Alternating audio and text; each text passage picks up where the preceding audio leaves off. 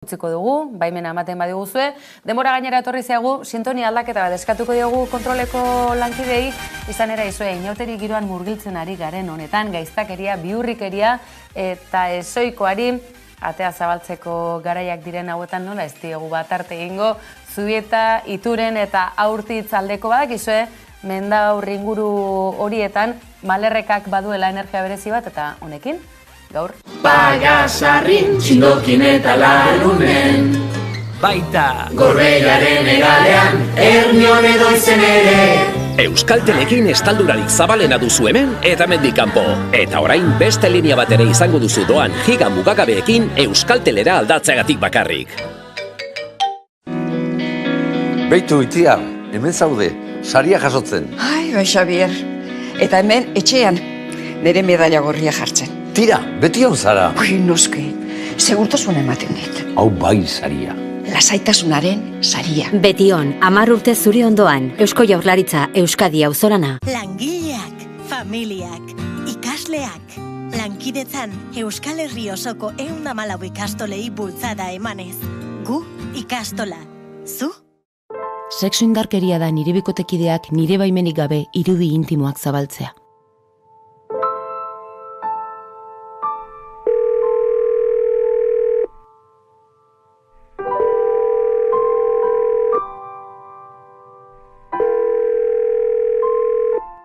Ez dakiz zer egin, benetan. Oso haserre nagoelako. Atzo lagun batek WhatsAppez bideo bat bidali zidan, eta nietan nire mutilaguna gara. Badakizu. Ohean egiten. Zerrikumeak grabatu egin ninduen, eta bere lagunei bidali die. Eta orain mundu guztiak ikusi du. Baina zergatik egin du. Nik enekien grabatzen ari zitzaidanik. Etzian ezer esan. Familiak, lankideek, horren berri izaten badute, ezakit. Gainezka egingo dut. Gainera orain, mundu guztiak arraro begiratzen dit. Eta ikusi dutela uste dut. Baina zer egingo dut? Salaketa ipiniko dut? Salatzen baldin badut, jende gehiagok ikusiko du. Eta okerragoa izango da. Ez dakiz zer egin. Kontzientziazio gehiago, sentsibilizazio gehiago, isiltasun gutxiago. Deitu 900 eta 40 telefonora. Lagunduko zaitugu. Berdintasuna, justizia eta gizarte politikak, Eusko Jaurlaritza, Euskadi auzolana.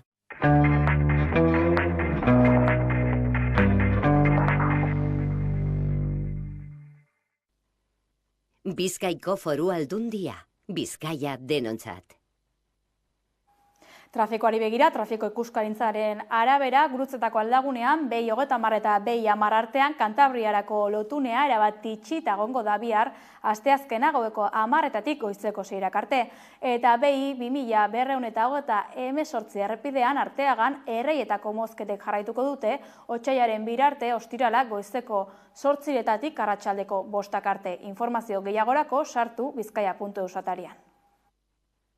Bizkaiko Foru Aldundia, Bizkaia denontzat.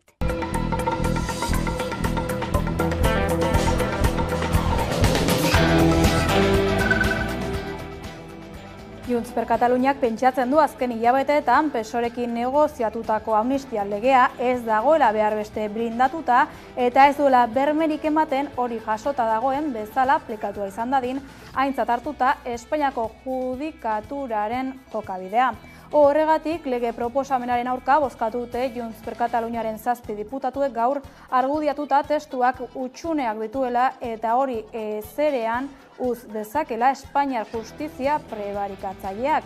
Miriam Nogueras, diputatuak hala justifikatu du erabakia Espainiako Kongresuan proposamena bozkatzeko egindako osoko bilkuran. Azpimarratu du gainera selektiboa dela eta integrala izan beharko duela atzean inorrez uzteko. Eskatutakoak betetzen ez zituzten buru hausteak ekarriko zizkiola ohartarazi zion Junts per Kataluniak Pedro Sánchez Espainiako gobernuko presidenteari investitzen lagundu zuenean eta dekretu batzuk onartzeko duela 3 asteko saioan hori argi ikus baldin bazen gaur gehiago.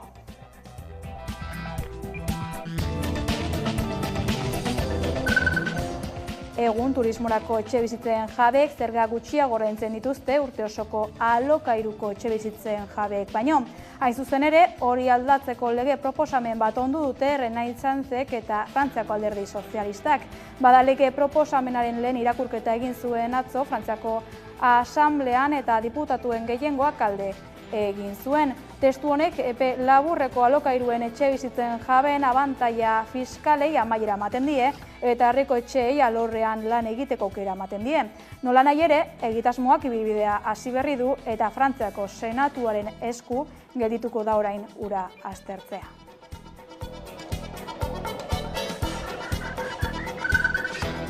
Batez ere, enpresa munduarentzako agerraldia egin du EH Bilduko lehendakari Gai Pello Otxandianok Bilboko Forum Europan. Eredu publiko-pribatua orekatu behar dela esan du eta autokonplazentzia bazterrean utzi behar dela politika ekonomikoa ezartzean. Ez du katastroferik ikusten euskal ekonomian, baina inertzia neoliberaletik ateratzeko beharra azpimarratu du.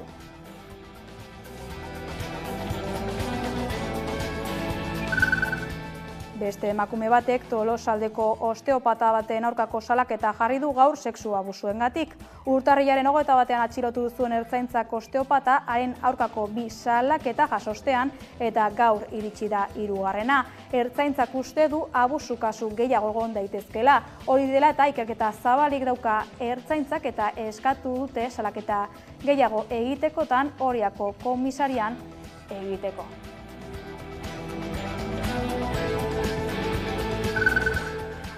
Adekoren azken txostenaren arabera, Euskal Autonomia Erkidegoko eta Nafarroako batez besteko soldata nominala inoizko altuena izan zen 2023ko laugarren hiruhilekoaren amaieran.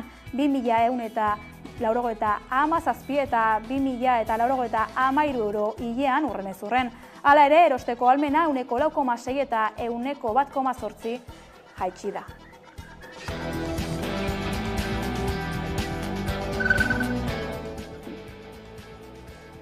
Gaur bezalako egun batean, 1989an duela 25 urte jaio zen Gara egunkaria. Egin egunkariaren itxieraren ostean ezerezetik ikasteko dirua behar zen proiektu berri bati ekiteko. Diru asko gainera. Egoera horretan sortu zen enbido kolektibo batekin hasi eta 6 hilabeteren ondoren gertatu zen erritzearen historia. Mende laurdenean gauza asko aldatu dira eta egunkariak gure kioskoetan jarraitzen du.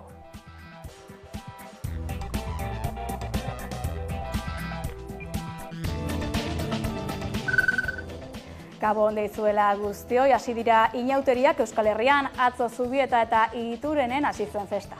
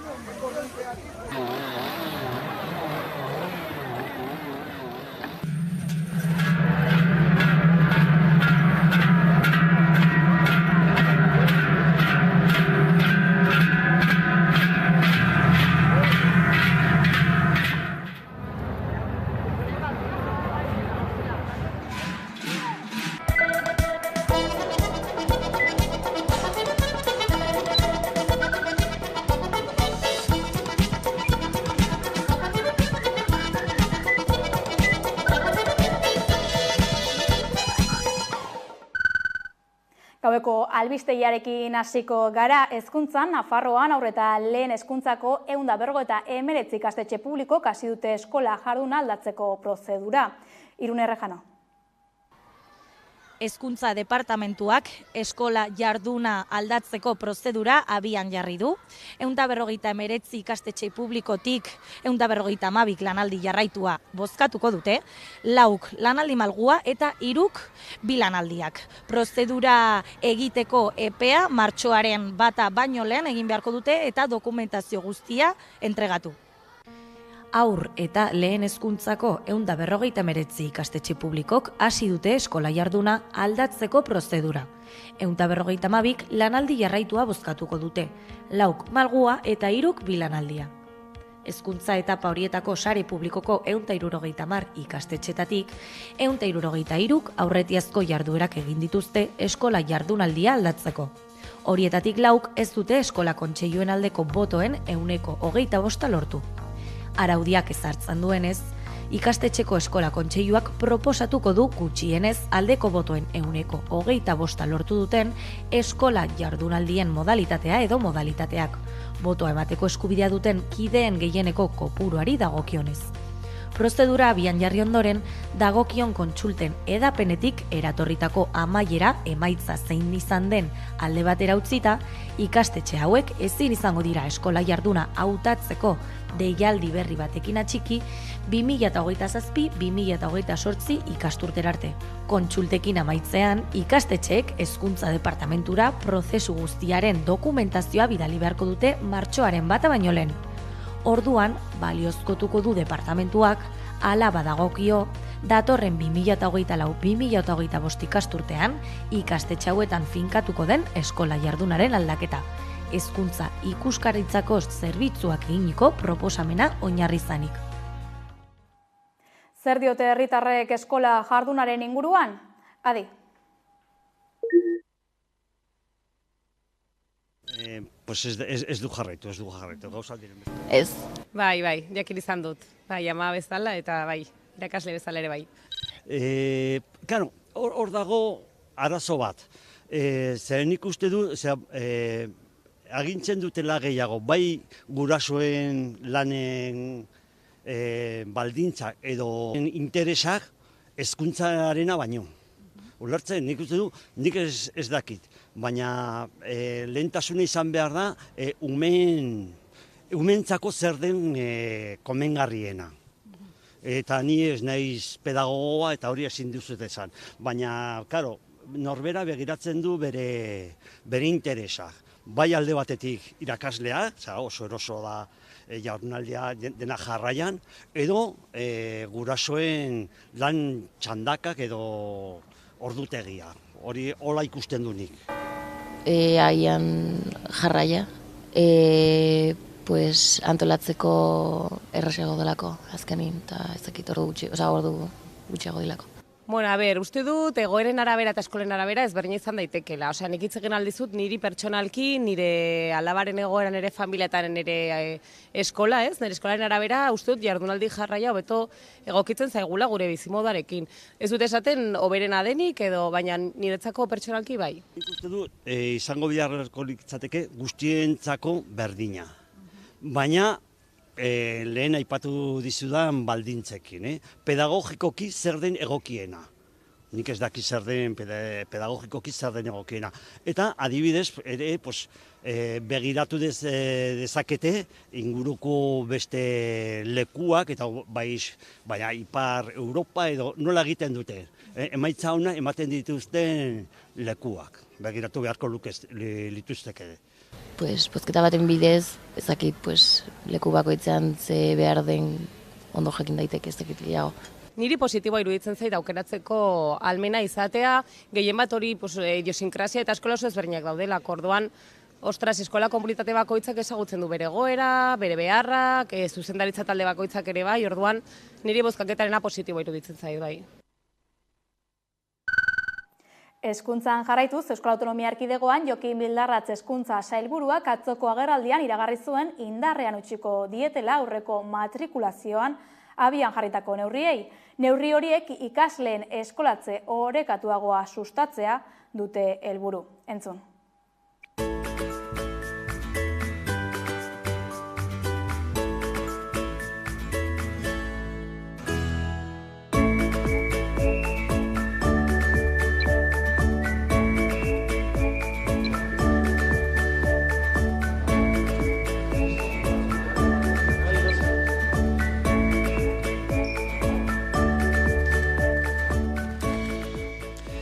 Hizkuntzak ez du inoiz banatzen.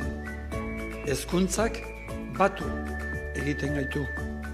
Eta hori da, hain zuzen ere, matrikulazio prozesu honen oinarria. Gizartea osatzen dugun guztiok.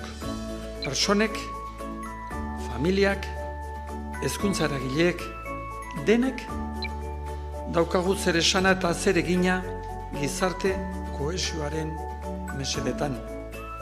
Guztiok daukagu ardura bat. Aspaldi aipatu genuenez, ikastetxe bakoitza bere esparruak markatzen duen ikasle zaurgarrien portzentaira iritsi beharko da. Hirigintzan, Iruñean, Gurutze plazako obrak behin betiko geldiarazi ditu Udalberriak. Irune Rejano.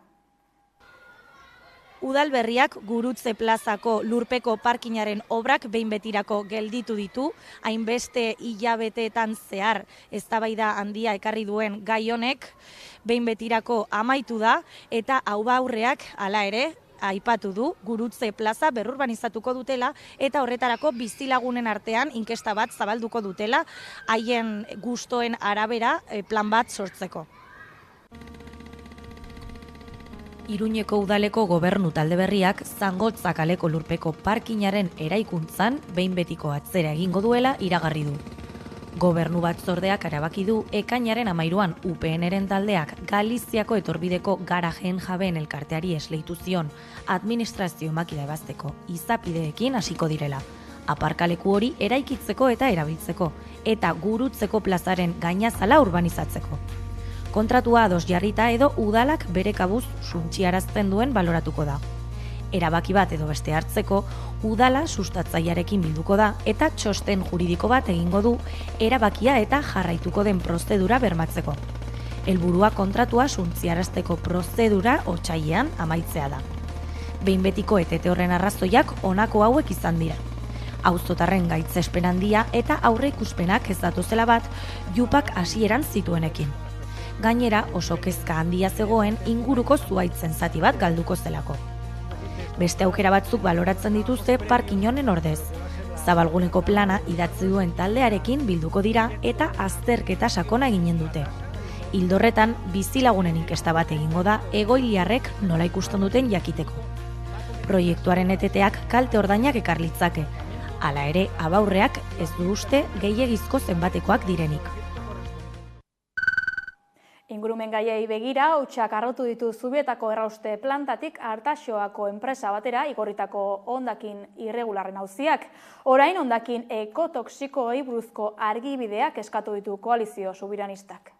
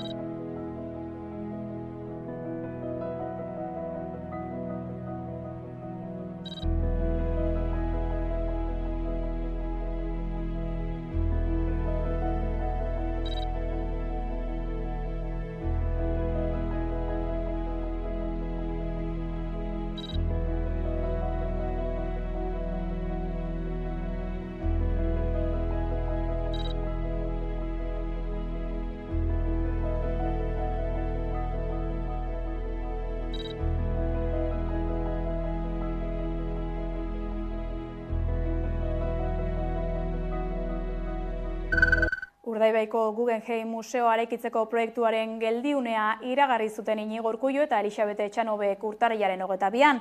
Pasaden astean, Carmelo Landa EHUko irakasleak egoeraren irakurketa bat egin zigun, baina bada egoera oso gertutik ezagutu duen beste plataforma bat, Guggenheim Urdaibai Stop plataforma. Eider Gotxi plataformako kidea dugu beste aldean, arratsaldeon Eider? Arratsaldeon. Talde ekologista eta herri mugimenduen gainetik museoa bai edo bai egingo zela etengabe aldarrikatu ostean, bat-batean badirudi 2 urtez lugorrian utziko duela EAJak egitasmoa. Nola hartu duzue plataformatik berria? Bueno, 22ko berria entzun gendunean egia esan harritu egin ginen, baina ez gendun garaipen bezala hartu, inondik inora bez. Egia da guk aurreko mugimendu guztiak ikusi ditugu, agosto handia eginda proiektu honegaitik, orduen oso arraro egin zitzaigun. Eta hauteskunde usaina somatu genion egia esan. Eta gero, ondorengo egunetan entzundakoak entzunda, ez dugu uste okerri biligarenik. Uste dugu hauteskunde usain apur bat badaukala kontu honek. Proiektua eta plataforma berriak ez badira ere, egoera ulertzeko labur azaldu, zein izan da orain dela gutxira arte, izan den egoera, eta zeren alde egin duzu borroka? Lehenengo eta behin argitu behar duguna da, azken aldian komunikabideetan entzuten ari gara biosfera hitza. Eta argitzi behar dugu, Urdaibai ez dela biosfera bat, Urdaibai biosfera erreserba bat da. Eta hau esaten dugunean ez da parke natural bat, ez da Gorbeia, ez da Urkiola, baina Urdaibaien ditugun estuarioak, artadiak, kostaldeak, ibaizareak edo gune arkeologikoek parke natural batek bezain besteko babes neurriak dituzte.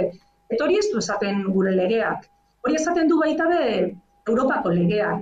Eta olako titulu bat daukagunean helburua habitata eta espezia ere egoki batean kontserbatzea izan beharko litzateke. Eta honekin bat ez datozen proiektuak ebaluazio txosten bat eduki beharko lukete.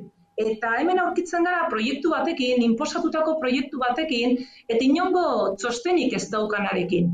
Orduen, egoera horretan kokatu behar gara.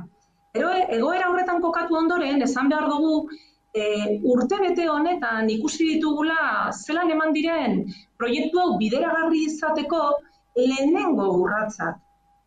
Azkenean, danok ikusi duzue, urtarrilaren 19an, ministro agintez, babes sortasuna, kostalegiaren babes sortasuna Muruetako eremuan murriztu egin da. 1 metrotatik 20 metrotara jaitsi da. Eta hor, lortu dutena da, museoari, bigarren eraikin horreri espazioa egitea. Baina beste urratz bat be eman dute. Eta urratz hori izan da, eremu horren lurren kalifikazioa aldatzea. Ze museo bat kokatzeko, ezin dugu kokapen hori lur industrialetan edo kalifikazio industriala duten lurretan egin. Orduan, ekipazional izatera pasatu behar dira. Eta horretarako, Muruetako apoa, Muruetako araudi urbanistikoa aldatu egin dute.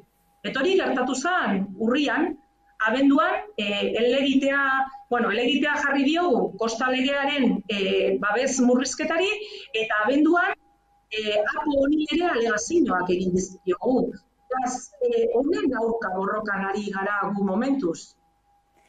Orduan, esan genezake interesen arabera legeak aldatu dituztela, ez da? Bai, legeak aldatzen ari dira.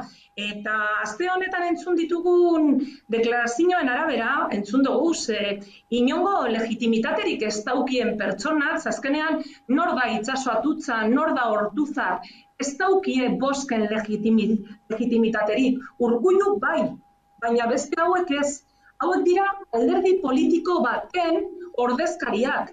Eta hauen ahotik entzun dugu, proiektu hau egingo dela. Ez dagoela inongo geldialdirik, ez dagoela inongo erreflexiorik egin beharrik. Proiektu hau egingo dutela, eta horretarako urtebi hauetan plan urbanistikoak aldatzen jarraituko dutela. Eta guretzako deklarazio horrek egitea oso grabea da.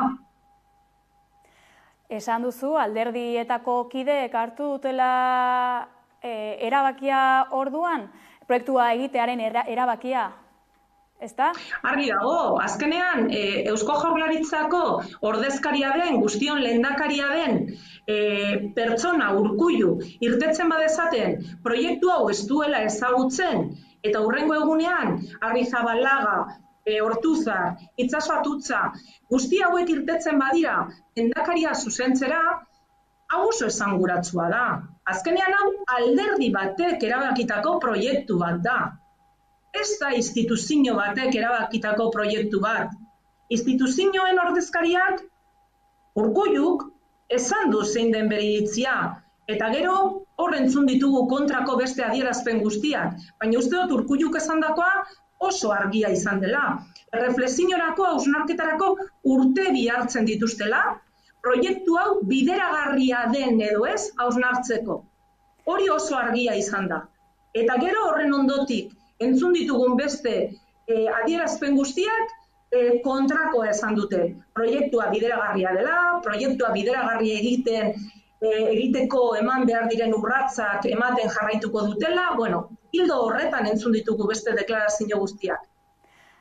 Politikarien adierazpen, informazioa falta dela esango zenukete? Bai, guk urte bete daramagu salaketa hori egiten. Guk Aldundian informazioa eskatu gendun bere garaian, batzar nagusietan eta leku guztietan informazio hori ukatu egin zaigu. Hasiera baten esaten ziguten proiektua ez zela existitzen, eta horretan oinarrituta beti ezetz ematen ziguten. Baina ikusten gendun zelan proiektu honen zatitzoak administrazio ezberdinetan aurkezten ziren, eta zatitzo horrek batu ezkero, zerekin aurkitzen zinen, existitzen esan proiektu honekin. Orduan oso argia izan da, proiektu hau ezkutuan mantendu nahi izan dutela. Noiz arte, guk Guggenheim Urdaibai Esto plataformatik manifestazioa egin arte. Manifestazioa deitu gendunean, urriaren 28-rako, adezinoak batzen hasi ginen, eta adezino bilketa horretan alderdi politiko batzuk hurbildu zitzaizkigun, eta normala den moduan beraiekin batzartu ginen, gure ikuspuntua beraiekin partekatzeko. Eta momentu horretan esan genien, informazioa falta zela eta dokumentu batzuk eskuratu behar zirela, bai edo bai. Eta dokumentu horrek ontze hasi dira argia ikusten, ze klaro, guri ukatzea posible da, baina alderdi politiko batek eskatzatu, ezin zara ukatu. Orduan, dokumentu horrek ari dira argia ikusten. Eta orain arte ilunpean dana zan bideragarria, dana zan ingarria, dana zan oso polita, oso berdea eta oso jasangarria. Baina oin ikusten dugu, sinatu dauden hitzarmenak ez direla hain jasangarriak, ez direla hain ingarriak, eta ez direla hain zilegiak. Bai, orain ez ustean, erakundeek 2 urteko epea hartuko dutela esan dute, proiektuaren bideragarritasuna aztertzeko, zuk esan bezala, ingurumenaren eta herritarren alde zuen iritzia kontuan hartu dutela uste duzue? Hombre, argi dago eskualdean zarata dago, eta zarata hori ez diake gustatzen. Orduan, ez dakit iritzia kontutan hartu duten, ze entzuten ditugun adierazpenak entzunda, ez du ematen alakorik. Entzuten gaituztela badakigu. Kasu egiten digutela, ez. Baina entzuten gaituzte. Eta ez dute gugaitik denik kontu hau. Uste dut, beraiek be, gero eta duda gehiago dituztela kontu honetan. Zeolako proiektu bat, inongo, ebaluazio barik, proposatzea, leku hain zaurgarri baterako, ezkakeri bat da. Eta hori da onartu behar dena. Eta honek ez dauka beste irakurketarik. Orden, hori da argi ikusti behar dutena, ez du dugulako. Atzo be esan zuten, munduan lehenengo museoa izango dela biosfera erreserba batean. Zergaiti dute galdetzen, zergaiti den bakarra. Galdetu beharko leukie euren burueri. Zergaiti da lehenengo museoa eta bakarra biosfera erreserba batean kokatu nahi dutena. Ez direlako olako aktibitateak kokatu beharreko lekuak. Gure biosfera erreserbak zonifikazio bat dauka.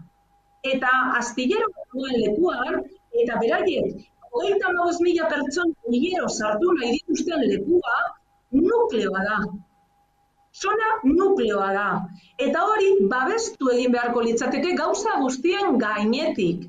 Eta horre gauzak ez dituzte kontutan hartzen, eta hori da egin beharko leukiena.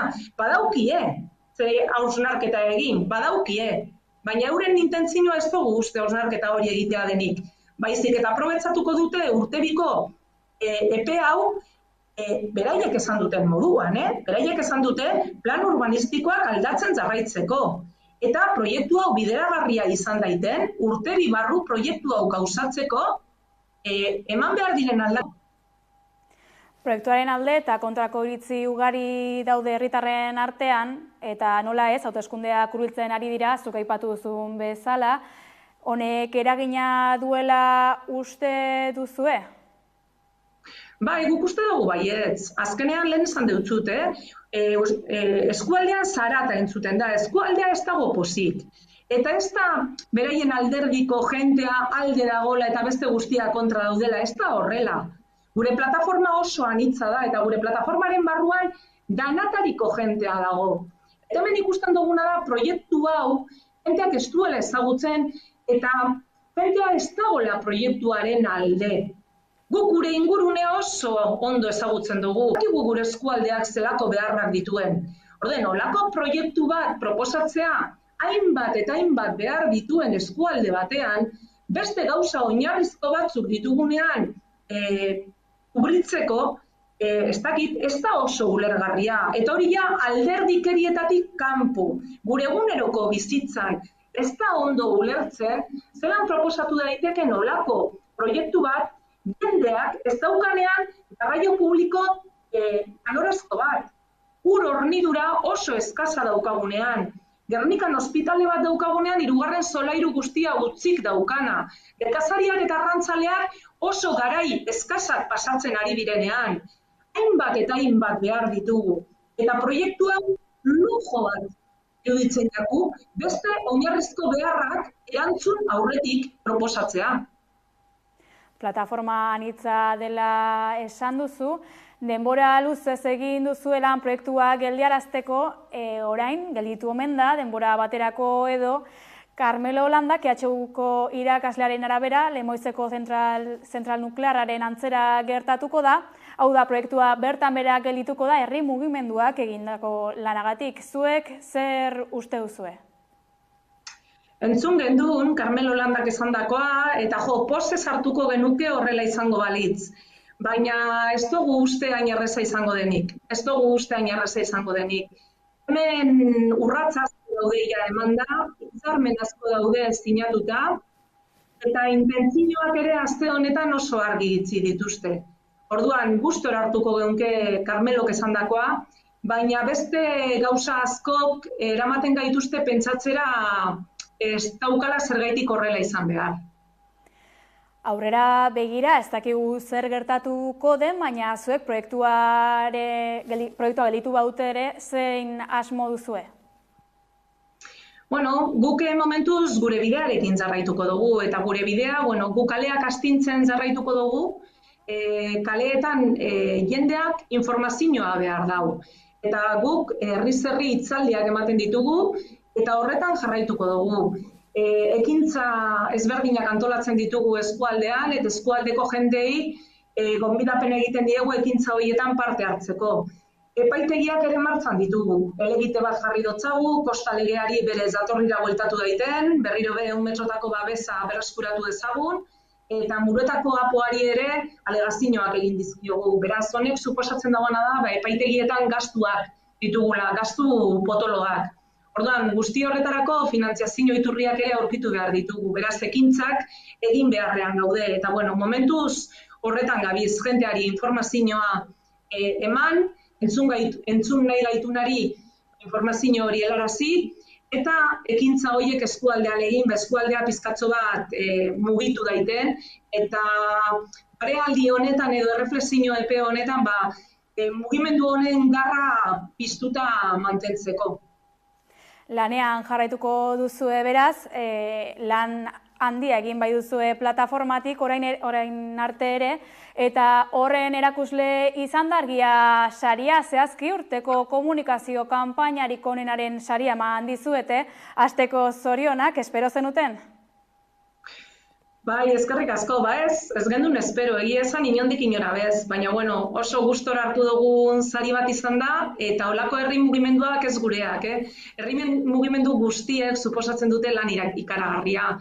Eta holako sari bat jasotzen dozunean, aurrera egiteko gogoa ematen dizu, eta neke momentu horiek, asko egiten dituzu, eta sari hau guk gure Busturialdeko lagun guztiei eskaini nahi diegu, azkenean herri plataforma bat gara, eta herri plataforma batek bizirik mantentzeko sostengua behar dau, eta sostengu hori nola ez, herritarrek ematen digute, gure lagunek ematen digute, eskualdeko jenteak, eskualdetik kanpo dagoen jenteak, Urdaibai Itzel maite dagoen jenteak, Eta, bueno, proiektu ekosida honen kontra dauden guztiak, ezta? Eta, bueno, sari hori beraientzako guztientzako da, ez. Azken galdera honekin, amaiera emango diogu elkarrizketari, esker mila Aider Gotxi Guggenheim Urdaibai Stop plataformako kidea gaurkoan gurean biltzearren. Eskerrik asko zuei eta nahi dozuen arte. Gaiz aldatuz, Nafarroako auzitegiak Black Marfil raperoari 25 hilabeteko espetxe zigorra ezarri dio, haren abestietan Iruñeko udaltzaingoari herio mehatxua egiteagatik. Black Marfil rapero abeslariari 25 hilabeteko kartzela zigorra ezarri diote, udaltzaingoari mehatxuak egiteagatik eta gorrotoa zabaltzeagatik. Magistratuen ustez, abestiaren testutik bertatik mehatxua ondorioztatzen da eta gaitz bat ikusten da argi eta garbi. Munipa baten semea hiltzeko abestian agertzen den esamoldea, estribilloa dirudiela eta erasotzeko moduak edo bitartekoak deskribatzen dituzten esaldiak.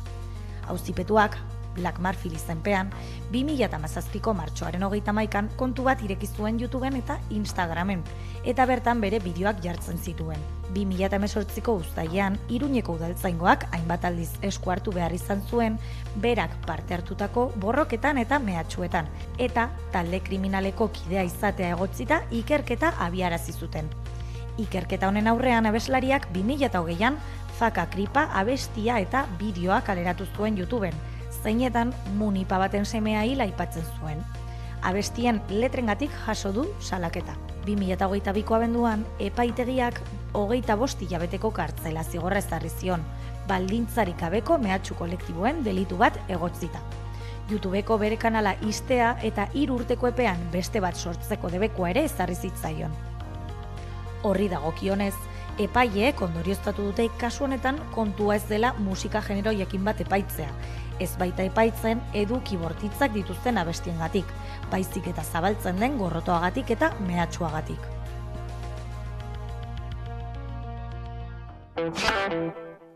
Ekonomia gaiei helduz kendu dute autobideko blokeoa Baionan, baina laborarien protestak bere horretan dirau.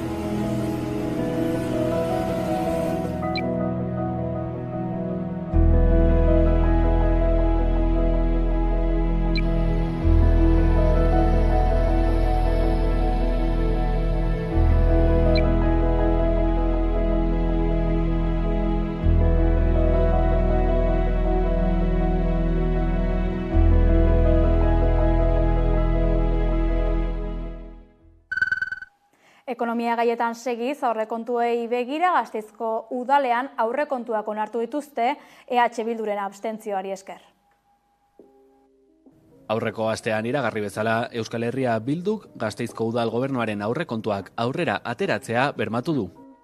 Quedan, por tanto, aprobados inicialmente los presupuestos de Vitoria-Gasteiz para este 2024, con los votos a favor del Partido Socialista, Partido Nacionalista, votos en contra del Partido Popular, Elkarrekin y la abstención de EH Bildu.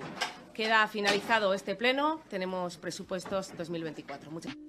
Gasteizko historian udalak izandako aurrekonturik altuena izango da 2024koa, ia 459 milioi eurokin. Adostutako neurrien artean, adinduentzako etxebizitza komunitarioen sorrera, edota udalarenak diren etxebizitzak eraberritu eta alokairuan jartzea aurre ikusten da. Udal politikan aldaketa suposatu duen akordioa izan da hau. Izan ere, maiatzeko autoeskundeetan EH Bildu garai atera bazen ere, alkatetza Maider Etxeberria sozialistarentzat izan zen investiduran PPren babesa jasota. Oraingoan baina, EH Bildu izan da udal gobernuarekin bat egin duena. Hay que buscar siempre espacios de colaboración con partidos diferentes, pasar de esa política revanchista y del enfado a una política que es mucho más generosa, donde la prioridad es la ciudadanía y las necesidades que tienen. Y en esta política es donde van a encontrar a EH Bildu. Aurten EH Bildurekin lotu dugu aurrekontu akordioa. Guk behar genuelako eta haiek EH Bilduk nahi izan duelako. Ez dago besterik eta oso importantea da. Gaurtik aurrera prest gaude beste akordio batzuk ehuntzeko. Guk ez diogu betori jarriko pleno honen ezein talde politikori. EH Bilduren babesa hori bai abstentzio moduan izan da. Akordioa iragartzerakoan azpimarratu bezala, taldeak oposizioa egiten jarraituko du, etorkizunean negoziatzeko eta akordio berriak adosteko borondatea erakutsi badu ere. Udal gobernuak ere adosteko borondatea duela baieztatu du. EH Bildurekin ez ezik oposizioan dauden PP eta Elkarrekinekin ere. Izan ere, PSE eta EAJak osatutako gobernua gutxiengoan egonda, akordioak beharrezkoak izango dira Gasteizen legegintzaldi osoan zehar. Gasteiztik Donostiara goaz, legez kanpokotzat jo dute Igeldo mendiko txalin parajean dagoen Xabi Alonsoren txaleta. Txalengo txaleta ilegala dela ebatzi du Donostiako epaitegiak. Igeldon etxe bizitza bat erekitzari ekin zitzaion 2008ko urte amaieran, hainbat eragileren arabera ilegalki eraikia. Martutenen desjabetutako baserri bat 8 kilometrora Igeldon berrera ikitzeko baimena eman zion Donostiako udalak. Igeldoko etxe berriak Goietz berri baserria ordezkatu zuen, Martuteneko okendotegi bidekoa, ahteterako desjabetzen ondorioz desagertu zena. Horren ordezko txalimendiaren magalean eraiki zen txaleta, urdepositoaren ondoan, eraiki ezin omen den nekazal lurretan. Sare sozialetan zabaldutako zurrumurren arabera Xabi Alonso futbolari ohiarena da Igeldon eraiki den txaleta. 2022ko azaroan Aritzalde talde ekologista Igeldoko beste bi elkarterekin batera eraikin hori eraisteko eskatu zion Donostiako udalari eta salaketa aurkeztu zuten udalaren aurka, etxe bizitza hori eraikitzen uzteagatik. Bada orain epaitegiak ebatzi du txaleta ilegala dela, ez duelako zerikusirik jatorrizko baserria berrerekitzarekin eta berrerekitako erekinan ez dela inondik betetzen landa tipologia mantentzeko dagoen araudia. Horrez gain estalkilau eraikizan ere ilegaltzat jotzen du epaiak. Hori horrela Aritzaldek uste du erekin eraitxe egin beharko dela, lizentziarik ez izatez gain 2018an eman zitzaiona baliogabea eta legaztatu ezinezkoa delako. Era berean Donostiako udalak izandako jokabidea salatu dute Aritzaldek Ieltxo Kulturrelkartek eta Igeldoko Herri Kontseiluak. Horregatik azalpenak emateko eskatu die. Ea zergatik utzi den obra hau egiten, piztinarik erekitzen ere ez dutela uzten Igeldon eta zergatik kasu honetan bai, edota egindako hau nork ordainduko duen orain. Prezioen igoera kontsumoan islatu da. Arabako, Bizkaiko eta Gipuzkoako saltoki handietako eta elikadura kate handietako salmentak 0,2 baino ez ziren igoiaz aurreko urtearen aldean, Eustat Estatistika erakundeak astelehen honetan jakinarazi duenez. Igoera apala izan den arren salmentak 2022 baino hobeak izan dira urte horretan 1,3ko jaitsiera izan baitzen. Nazioarteko albistei dagokionez, nazioarteko justizia auzitegiak Israeli laguntza humanitarioa Gazara iristea ahalbidetzeko erabakiak hartzeko eskaera egin eta biharamunean heldu da kolpea. Amerikako Estatu Batuek, Kanadak, Italiak, Finlandiak, Erresuma Batuak, Herbehereak eta Australiak UNRWA finantziatzeari utziko diote.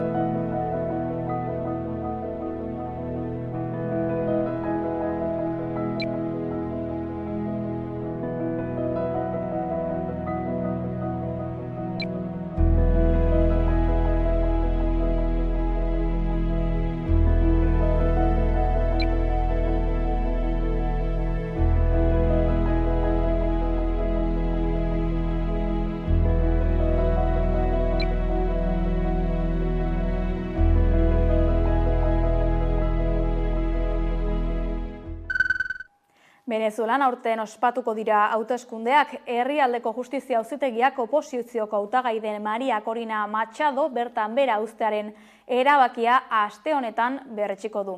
Bero Satrustegi. Venezuelan jarriko dugu gaur fokua auzitegi gorenak oposizioko buru izanen den Maria Corina Machadoren hautagaitza bertan behera utzi du. Honen aurrean Amerikako Estatu Batuak erantzun bat eman du eta neurriak hartzeko asmoa duela ere aurreratu du. Amerikako Estatu Batuen eta Venezuelako oposizioaren ustez erabakia arrazoirik gabe hartu da eta Barbadoseko akordioa bete ez izana egozten diote Venezuelako gobernuari.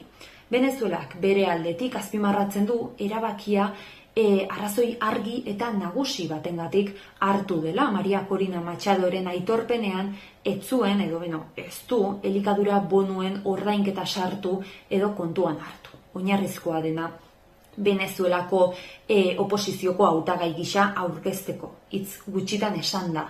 Hori batetik. Bestetik, Juan Guaidó parlamentuko buru ohiak antolatutako ustelkeria sare batean parte hartzea ere egozten zaio. Honen aurrean Machadok tinko eutsi eta hautagai izanen dela ziurtatu du eta bukaerara arte iritsiko direla adierazi du. Hala ere, Venezuelako justizia auzitegiak bertan bera uztearen erabakia aste honetan bertan berretsiko duela iragarri du. Auzitegi gorenak aitzitik, hauteskunde urtea den honetan, Machadok duen ospea ez duten oposizioko 5 kide gaitu ditu. Pablo Pérez gobernadore ohia, Daniel Ceballos eta Rosa de Escarano alkate ohiak, Richard Mardo diputatu ohia eta Leocenis García kazetaria. Egoera edozein izanik ere, gobernuko kide den Jorge Rodríguezek argi adierazi du, isa sare sozialean 2024 bai ala bai hauteskunde urtea izanen dela, hauteskundeak aurten ospatuko direla alegia. Eta honekin batera Nicolás Maduro txabismoaren hautagaia izanen dela ere jakinarazi du. Pilotan denaman ondoren Leire Garai eta Enara Gaminde izan dira Bizkaiko txapelketako irabazleak urtarrilaren 21. Hau dela eta pantailaren beste aldean ditugu pilotariak. Arratsalde on bikote. Arratsaldeon. Asteko Zoironak bioi txapela irabaztearren, astebete baino gehiago pasada Bizkaiko torneoko finala jokatu zenutela, denbora pixkati garota, nola zaudete? Ondo, pozik, azkenean olako txapel bat irabazi ostean, oso pozgarria izan da guretzat, oso final exigente izan zen, eta olako final baten ostean txapela irabazita ikaragarri pozik. Bai, zer suposatzen du zuentzat partida hau irabazteak? Bueno, asko, ez da azkenean olako bikote bat irabaztea oso pozgarria da. Azkenean Amaia eta Andrea oso bikote gogorra da. Asko jolastu berri izan genuen aurre irabazteko. Baina, bueno, oso pozik garaipenagaz eta hori. 19-22 irabazi zenuten zehazki partida, lan asko dago horren atzean? Bai, azkenean eguneroko lana hor erreflejatzen da, txapelketa borobila egin gendun, partidanak irabazi eta gero finala ere irabaztea lortu gendun, eta beno, ikaragarri pozik zen ikusten merezita eraman genela txapela. Merezitako txapela izan zen orduan, zeuen artean ere ezagutzen zinaten? Partida jokatu horretik? Bai, azkenean horre danak ezagutzen gara. Ez gara neska asko horre goian jolasten dugunak, eta horregatik asko ezagutzen gara gure artean, eta genekigun ondo zelako aurkaria ziren, eta, bueno. Gazteak izanik ere, bilbidea duzu biok pilotan, ez da? Beste txapelketaren bat ere irabazi duzu da? Bai, aurretik ja genokan San Fermin torneoa irabazita, gero bai Bergara iria, eta, bueno, olako txapelketak, eta, bueno, oso gustora egiten ara elkarrekin, eta, bueno, hori ikusten da gero matxik. Konta iguzue, nondik datorkizue pilotan jokatzeko grina? Bueno, nire azkenean nire neba hasi salako hasi nintzen ni, herriko frontoian, 4 urte baz, eta azkenean txikitatik pilotan ibili naiz, eta nire bizitzako kirola izen da. Eta hori, nire nebaren eskerria hasi nintzen, eta hori. Nire partez nire neban gatik hasi nintzen, txikitan, ikusten nuen pelotan jokatzen, eta egun baten animatu nintzen, 6 urterekin, sartu nintzen Zaramagako klubean, eta geroztik hemen jarraitzen dut. Beti jokatu izan nuen mutilekin, nesken egoera hau etorri izenera arte momentu hortan, neskekin jokatzen hasi nintzen, eta geroztik hemen jarraitzen dut. Biak ala biak familiatik datorkizue grin hori, eta aipatu zen bezala, emakumeen eta gizonen ligan egoera oso bestelakoa da, oso desberdina da. Baina zorionek, geroz eta gehiagotan ari gara ikusten frontoian eta telebistan emakumeak eskupilotan jokatzen, zuek ere nabari duzue? Bai, azkenean pauso asko aurrera eman duguz denbora gutxian, ondino asko falta asko hobetzeko eta nivel onera heltzeko. Baina, gutxika bagoaz aurrera, gehiago ikusten da telebistan emakumeen pelota, eta oin neska txikerrak barik referenteak lanean segitzeko eta etorkizunean haurek telebistan egoteko. Bai, gauza materialez gain, ligan ere aurrera pausoak eman direla esango zenukete? Liga antolatzerako... Bueno, aurrera pausoak... Bai, barkatu. Bai, uste dute txapelketa ondo antolatuta egon dela. Egia da, pelotak, hasieran ez ibila... ez ginen oso gustora ibili, baina gero partidak aurrera joan zirela, pelota hobeak sartzen joan ziren, eta azkenean finalean uste pelotak nahiko onak izan zirela nire ustez. Eta hori, generalki uste dute txapelketa nahiko ondo antolatuta egon dela.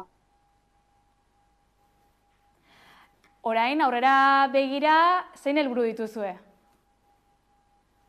Oin txapelketa ezberdinak bazkogu buruan, batik bat Liga Baska txapelketa, gero emakume masterkapeko bikotekakoa bebai, eta txapelketa ezberdinak, gero martxoan bebai da Euskal Selekzioarekin europeoa, eta hortan bebai enaratabiok entrenatzen gabitza, astero entrenamenduak iten, eta ikusi beharko ea zelan zuten da.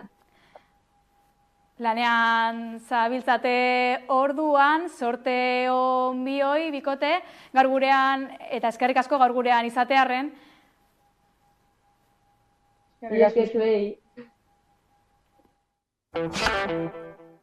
Asier Martinez atleta nafarrak bere marka onen hautsi zuen asteburuan. Asier Martinez ate handitik itzuli da. 2023ko lesioen ondoren, zizur nagusiko atleta lehiaketa ofizial batera itzuli zen igande honetan, mitin de Leure zelaian, Frantzian, eta markak hautsiz egin zuen. 7,49ko denbora egin zuen 60 metroko esidunen finalean, eta horrela bere marka pertsonal eta errekor nafarra gainditu zuen. 2022tik aurrera zuen marka pertsonala eta errekorra. Eta Espainiakotik 100-eneko bat besterik ez. Orain arte, Orlando Ortega eta Kike Jopisena izan dena. 2023tik Nafarra maila gorenean lehiatzen zen lehenaldia izan da. Nazioartean ez zuen konpetitzen joan den urteko otsailaren 11tik Parisen. Otsailean, Espainiako txapelketan parte hartu zuen, eta hilabeteak errekuperatuta egon ondoren, abenduaren amaieran itzuli zen Navarra Indoor Atletisera. Baina berragertze hori, hilabete bat betetzen duena, ez zen nahi adina izan. Igande honetako lehenengo finalerdian, 60 metroko esidunak 7,53 segundoan egin zituen. Atzean, Pascal Martinot Lagarde Frantziarra nagusitasunez utzita. Marka horrekin, Zizurreko atletak gainditua zuen Nafarroako errekorra, bere azena, eta Glasgowko hurrengo munduko txapelketarako minimoa izanen dena. Ondoren finalean Asier Martinez nagusitu zen 7,49 segundorekin. Asier Martinez Nafarrak munduko brontze, txapelketa eta Europako urrea berriro egin du hegan pistan. Eibarko Klub Deportiboa mendeurrena ospatzen ari da gaur. 1994an sortutako elkarte honetako mendi atletismo eta txirrindularitza batzordeei beste 10 gehitu zaizkie urteen poderioz. Kirol zein kultura arloan zabaldu du bere aktibitateak klubaren beraren nortasunaren parte den anistasuna islatuz. 50 peseta kontia da 1000 pesetako medaila zelan egongo. Eta berba Dariola izenburupean egingo da aurten Gutun Zuria letren nazioarteko jaialdia. Otsailaren 27tik martxoaren 2 hain justu ere. 5 egunez 50 bat sortzaileek hartuko dute parte.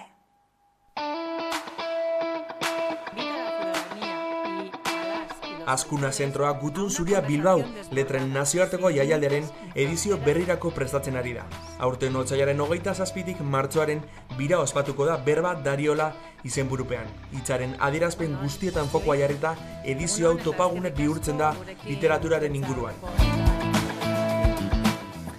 Jaialdiak 16. edizioa betetzen du aurten. Eta zalantzarik gabe gure hiriko agendan protagonismoa dauka, Bilboko beste literatura hitzordu batzuen eskaintza osotuz. Hizkien eta pentsamendu garaikidearen inguruko solasaldi bete-betearekin hasiko gara. Solasaldi bete-bete honetara 50 bat sortzaile gonbidatu ditugu.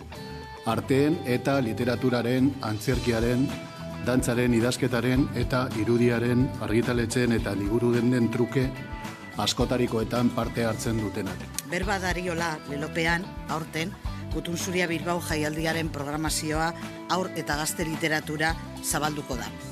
Goizero, auditorioan, gazteentzako masterklaseak izango ditugu. Bertan ikasleek bertatik bertara jakin ahal izango dute nolakoa den sorkuntza narratiboa Euskal haur eta gazte literaturako erreferenteen bidez.